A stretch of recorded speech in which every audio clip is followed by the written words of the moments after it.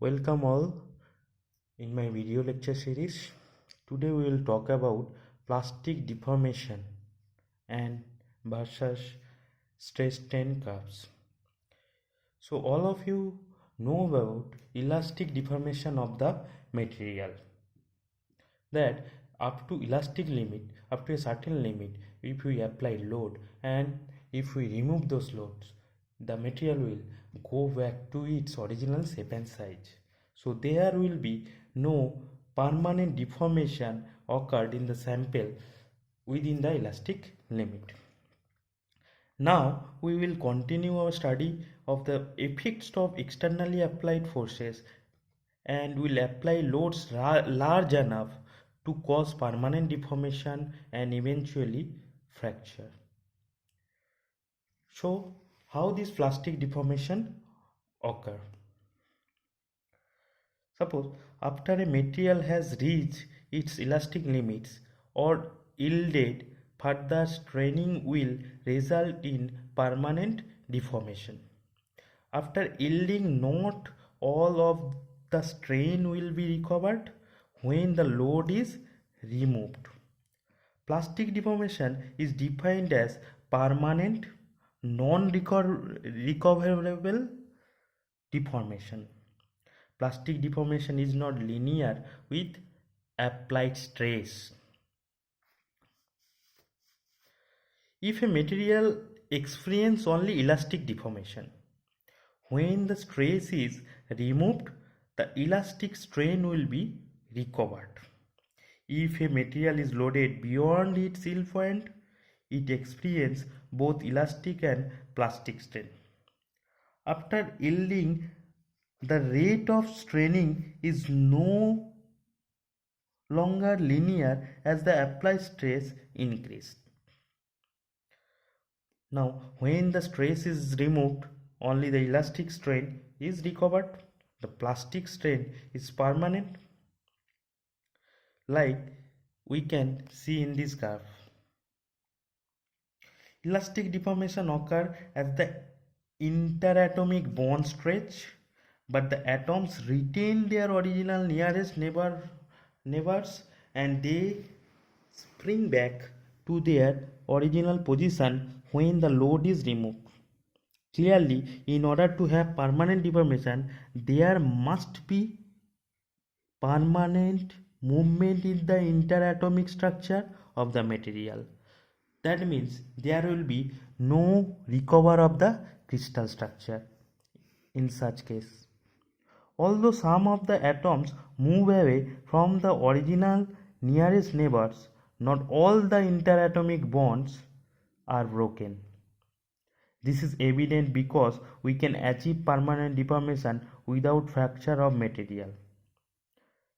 If the bond of the intermetallic strain will break, the material will be goes into fracture. The mechanism for permanent deformation is called slip. That means the crystal structure slip from one plane to another plane. Slip occurs when planes of densely packed atoms slide over one another.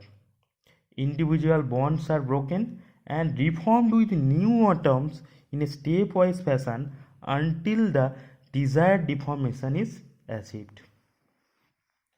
Now look into the stress strain curve.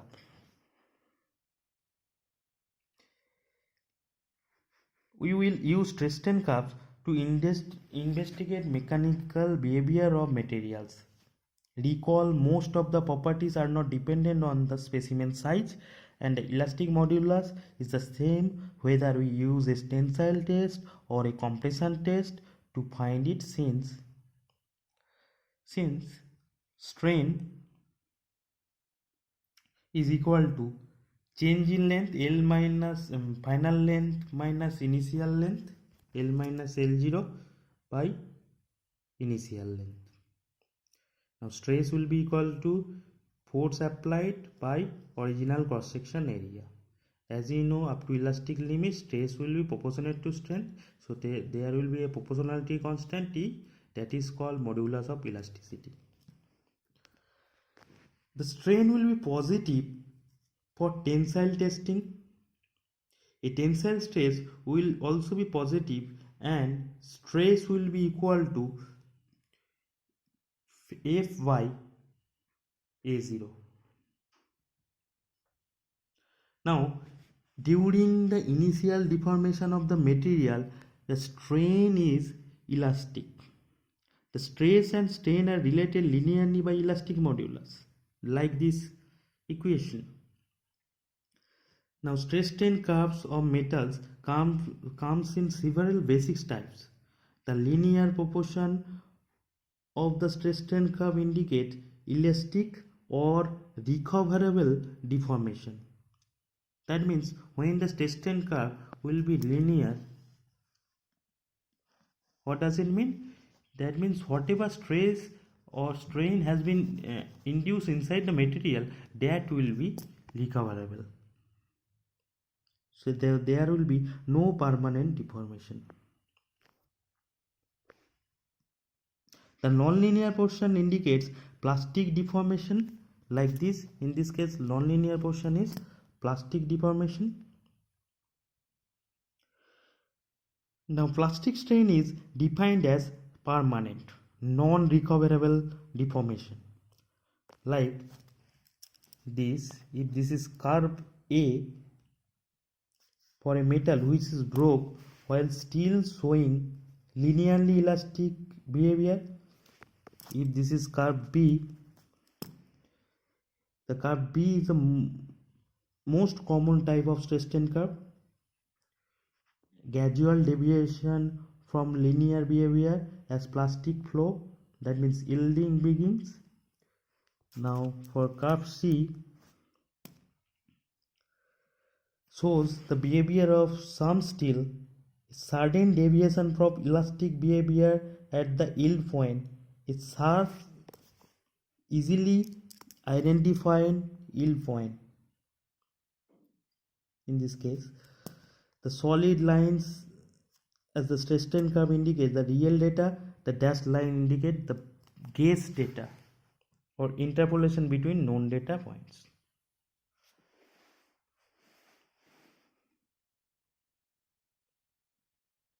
Now this equation is valid only for elastic portion of the curve, that is the linear region of the stress-strain curve. Linear region. Okay, so we can easily calculate the elastic modulus of a material by calculating the slope. If we calculate the slope of this linear curve, we can easily calculate the elastic modulus of a material. Regardless of how much total strain a specimen experiences, the elastic strain is always recovered when the load is removed. Suppose a material has been loaded up to this point. Okay. Now, if we remove this load, the elastic strain is recoverable. That means this much strain is elastic, this much strain has been recoverable, and plastic strain cannot be recoverable. So total strain after loading up to this point, total strain will be elastic strain which will be recovered after unloading in this direction, plus plastic strain which will be situated after removal of load completely. So total strain will be equal to elastic strain plus plastic strain. Okay.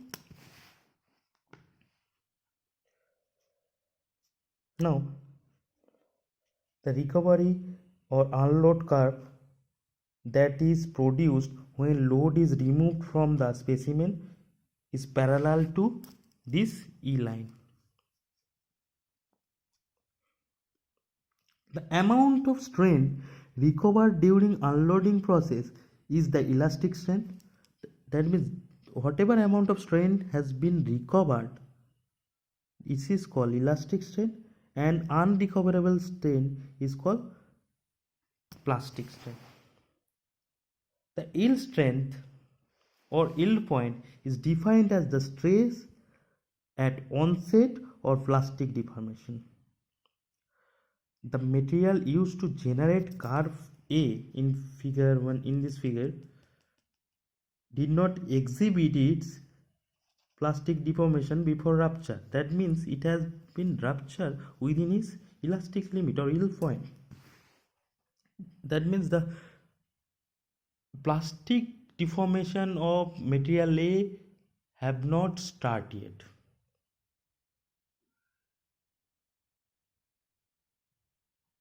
Curve C shows the easily identifiable sharp yield point material showing behavior like the basically material, most of the materials show behavior like this curve B. Have a gradual onset of yield point, though so the yield point is arbitrarily defined as the stress which is an offset line paralleling the linear part of stress strain curve, but starting from the strain offset of 0.002 or 0.2% intersects the stress strain curve. The offset yield strength is the stress associated with a small allowable amount of permanent deformation. The 0.2 offset yield strength is the stress associated with 0.2 plastic strain. That means whenever we cannot find out our yield point, we will offset with drawing a parallel line to this stress strain line. We will offset a 0.2% of total strain and draw a parallel line, and wherever it will intersect, that will be our yield point. Okay.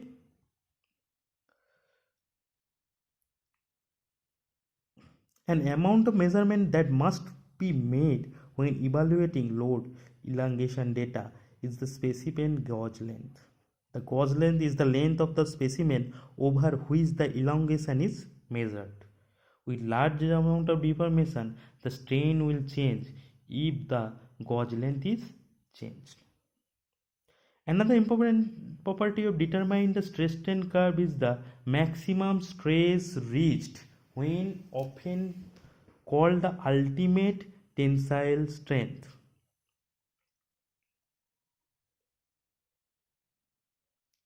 Or sometimes just tensile strength.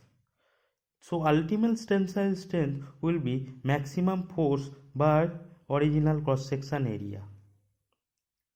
The breaking stress is defined as the load at rupture divided by the original cross section area. So whenever the material will break down, that will defined as load, that means F at this breaking point, that means F fracture or F break by original cross section area.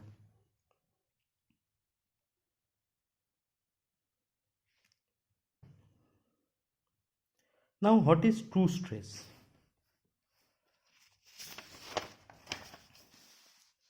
We need to know some definition in plastic deformation, like true stress, hardness, ductility. Now what is true stress? The breaking strength is often less than the ultimate tensile strength and may even be less than the yield strength.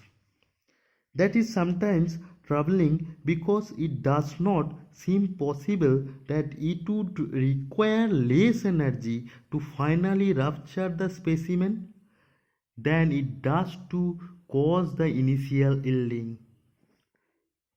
Initial yielding is required more force than breaking force.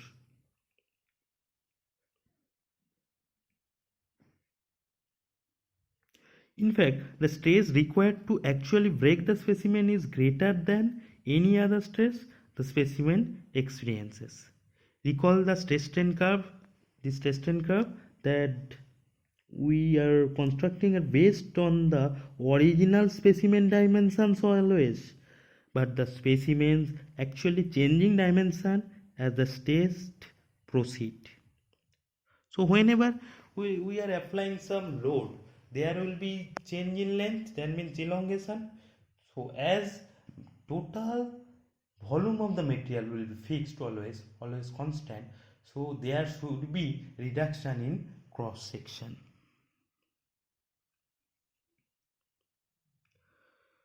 So after healing, permanent deformation occurs, the specimen cross-section area is decreasing. With further loading, deformation becomes exaggerated in a localized area and neck form in the specimen. After that, suppose this is a specimen, it is we are applying tensile stress, it is getting elongated and this cross section is redoing. Then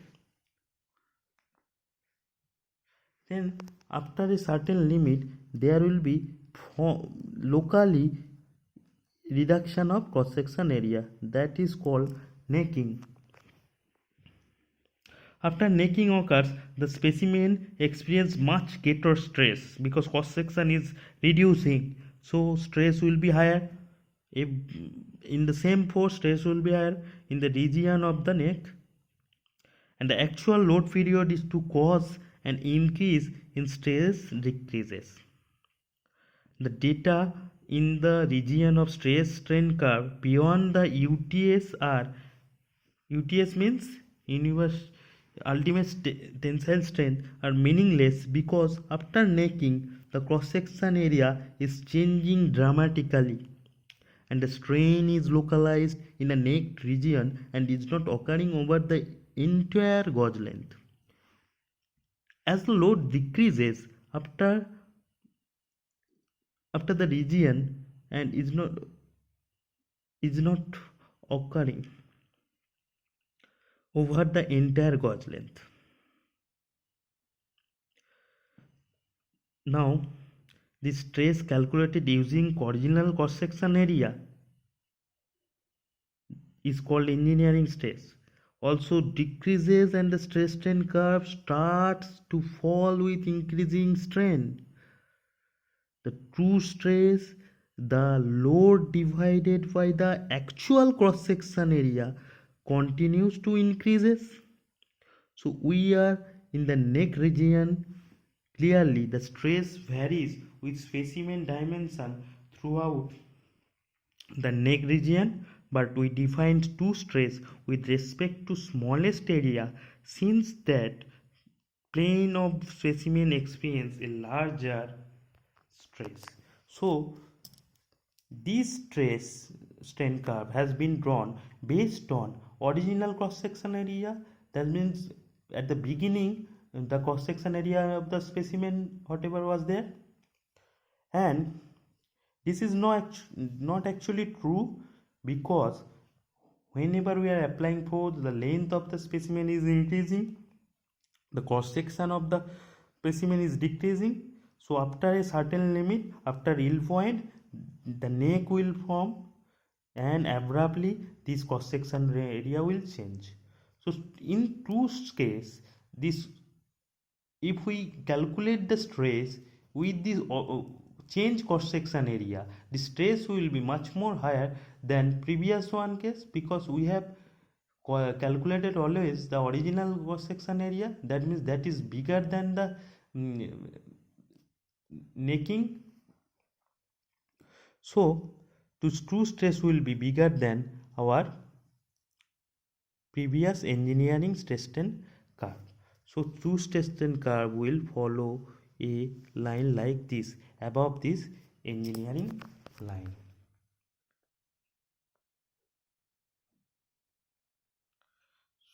So I hope all of you understood about true stress strain curve.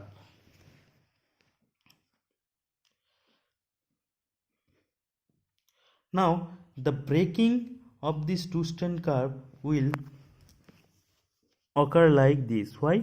Because during the breaking the cross section area is very less, nearest to 0, Okay, and if we apply that amount of same amount of force, the force by um, area of break will be much more higher. That means stress will goes in upward direction.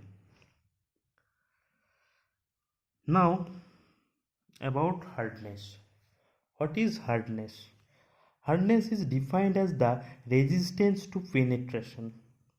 A material's hardness can be measured by using a standard indenter with a standard load. So there are several different systems with different types of indenters using different loads. Two common measures of hardness are the Rockwell and Brinell scales. Rockwell hardness is measured by applying a particular load to an indenter, either a diamond barrel, conical point, or a steel ball, and measuring the depth of penetration. A Rockwell hardness tester is used to apply the loaded indenter to a sample. The sample is locally permanently deformed by the indenter, and the Rockwell hardness number related to depth of the permanent indentation is calculated. The most common Rockwell scales are B and C scales. The Rockwell scales uses 1 by 16th inch of diameter steel ball indenter and 100 kg load. The Rockwell C scale uses a diamond rail indenter and 150 kg load. The hardness number are read directly from the hardness tester are written as RB for scale B and RC for scale C.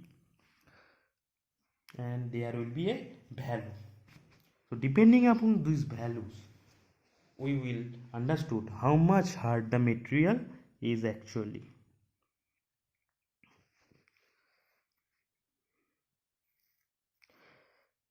The Brinell hardness test is very similar to the Rockwell hardness test, but the indenter steel ball is larger than the applied load is larger. So whenever we cannot find out the hardness of the material by Rockwell hardness test, so beyond the limit of Rockwell hardness test, we will use Brinell hardness test. So we will apply the larger scale of load 100 to 300 kg, 1000 to 3000 kg. The Brinell hardness number of a sample is determined by measuring the diameter of the permanent indentation in the sample and comparing that to a chart which is called BHN chart. The units of BHN are kgf per millimeter square, where kgf stands for kilogram as a force as opposed to kg, which is in the symbol for kilogram as a mass. Now, because hardness is a measure of how easily a material can be permanently deformed, we can correlate hardness with metal strength. In general, harder the metal, the higher the ultimate tensile strength we expected for the specimen. Hardness that UTS conversion charts for steel have been prepared so that measuring of steel specimen hardness we can predict its UTS. Now, what is ductility? Ductility is a flow of material actually. To measure of ductility of a material, the percentage elongation, percentage reduction in area we have to calculate. Percentage elongation when will apply compressive stress, and percentage reduction will apply tensile stress, can also be determined from the tensile testing or compressive testing in UTM. The percentage elongation of overall fraction length in increase as determined by measuring the sample length after testing. So this percentage elongation will be calculated as elongation L after elongation, initial elongation by initial elongation into 100.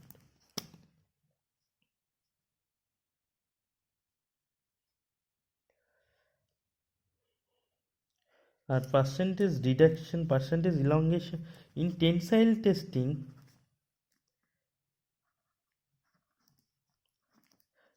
percentage elongation of length will be calculated and percentage reduction of area will be calculated. That will be calculated as initial area by final area, initial area into 100%. So these were the basic concept about plastic deformation of material and how the stress strain curve is changing during plastic deformation and what is the phenomena is occurring like ductility, hardness and elongation and reduction things. Thank you for today.